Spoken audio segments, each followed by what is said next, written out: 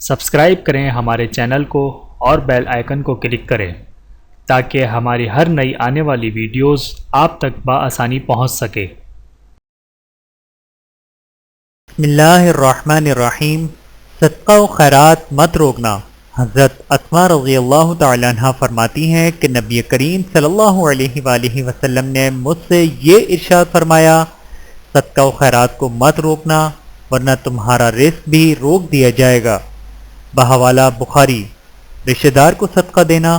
نبی کریم صلی اللہ علیہ وآلہ وسلم نے ارشاد فرمایا، مسکین پر صدقہ کرنے میں صدقے کا ثواب ہے اور کسی رشتہ دار پر صدقہ کرنے میں 2 ثواب ہیں، ایک صدقے کا اور ایک صلہ رحمی کا۔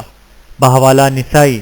نبی کریم صلی اللہ علیہ وآلہ وسلم نے ارشاد فرمایا، عمدہ ترین صدقہ سفارش کرنا ہے جس سے کوئی قید سے چھوٹ جائے یا کسی آدمی کا خون معاف ہو جائے یا کسی کے ساتھ بھلائی کی جائے یا کسی کی تکلیف رفع کی جائے۔ بحوالہ طبرانی فی الکبیر۔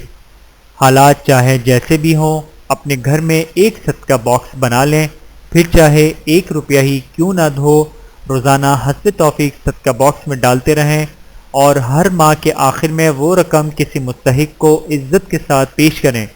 اتنی کشادگی، اتنا سکون حاصل ہوگا کہ حیران رہ جاؤ گے۔ حضور اکرم صلی اللہ علیہ وآلہ وسلم نے فرمایا، صدقے کے ذریعے اپنے مریضوں کی دوا کرو۔ صدقہ جب انسان اپنے ہاتھ سے صدقہ دیتا ہے تو اس وقت صدقہ 5 باتیں کہتا ہے۔ نمبر 1، میں فانی مال تھا، تم نے مجھے بقا دے دی۔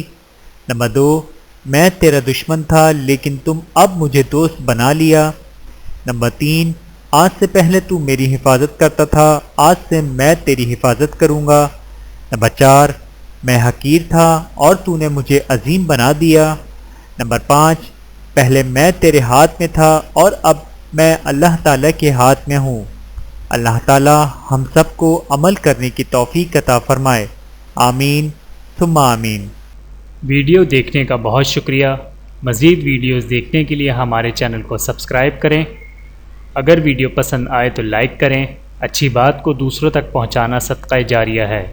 جزاکم اللہ خیرا کثیرا۔ اپنا اور اپنے پیاروں کا بہت زیادہ خیال رکھیے گا اور مجھے دعاؤں میں یاد رکھیے گا۔ Take care. اللہ حافظ۔